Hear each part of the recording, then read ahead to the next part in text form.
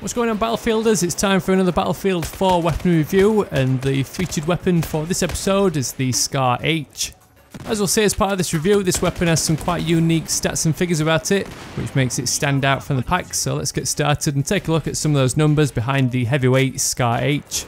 So in this review series so far I've had to repeat myself many times saying the damage of a weapon is 25 dropping off to 18, but I can finally change that up with this review of the SCARH, with this weapon's damage coming in at 34 dropping off to 25, which is by far the most unique characteristic of this weapon, being the only weapon that can deal more damage than the rest of the pack.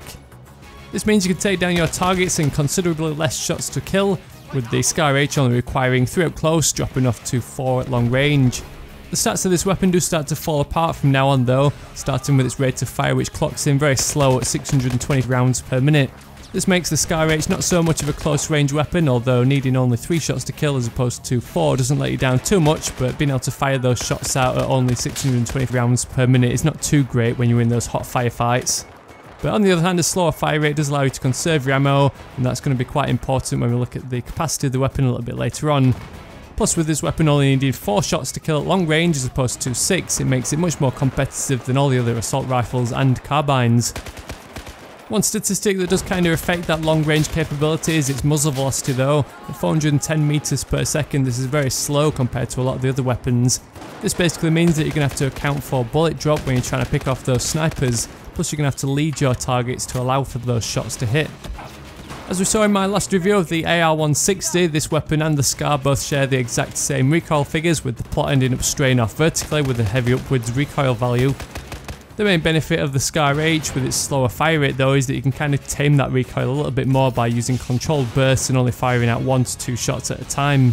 Thankfully, with that high damage you only need to land 3 to 4 shots to secure a kill. Unfortunately, that extra damage from those high power rounds means there's not much space left in its magazine, so it only comes out with a 20 round capacity, which is very small compared to the usual 30 rounds of pretty much all the other assault rifles. The SCARH does kind of compensate for this though with its reload time. It clocks in at 1.9 seconds with a bullet left in the chamber, or 2.4 seconds from totally empty. This is only a few milliseconds behind the fastest reloading weapons of the M16 and the M416 at 1.8 and 1.85 seconds. So the great thing about the SCARH is it's one weapon that has a lot of character, unlike a lot of the copycat weapons in the Battlefield 4 arsenal. You only have to consider how many weapons have got that 25 to 18 damage profile, similar recoil plots and roughly the same reload time, making them all pretty much the same apart from their overall appearance. The SCARH though is one weapon that definitely stands out. This one has a specific role of being a heavy hitting battle rifle with the usual characteristics of high power, heavy recoil and a slow fire rate. As we've seen though, this high power is balanced with it having polar opposites in its stats and figures. The main things letting this one down is the heavy recoil and low capacity, but I guess these are 2 sacrifices you can make for the opportunity of securing kills in 3 to 4 shots. When using this weapon though, you've got to take into consideration that it does have some quite heavy drawbacks, so unlike all those cookie cutter weapons that you can basically just pick up and use immediately, the SCARH does require a little bit of practice to learn how to keep it under control.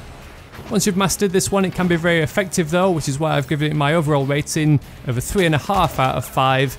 It's a difficult one because while it is unique and it does stand out, it does have some major disadvantages in its stats, which is why I've knocked off that 1.5 stars.